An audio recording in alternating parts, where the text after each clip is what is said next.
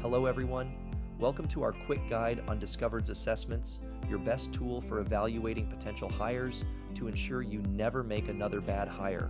When faced with too many choices, it can be overwhelming. That's why, inside the Discovered system, you can choose your assessments in 3 simple steps. First, choose what assessments you'd like to send. There are only 3 categories: work behaviors, ability, and skills. It's ideal that you pair a behavioral and ability assessment with a skill selection as optional. When you choose any assessments, you can read the description and recommendations for roles to discern which assessments are right for your candidates. Once chosen, you'll select Send Assessment and make the choice of how you'd like to get these in front of your candidate. Simple written instructions will guide you to do just that. And that's it. In Discovered, you can set an assessment in seconds and start getting to know your candidates better right now.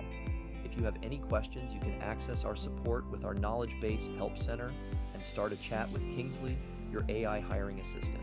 And you can access our guided tour through the platform to support your journey towards smarter hiring.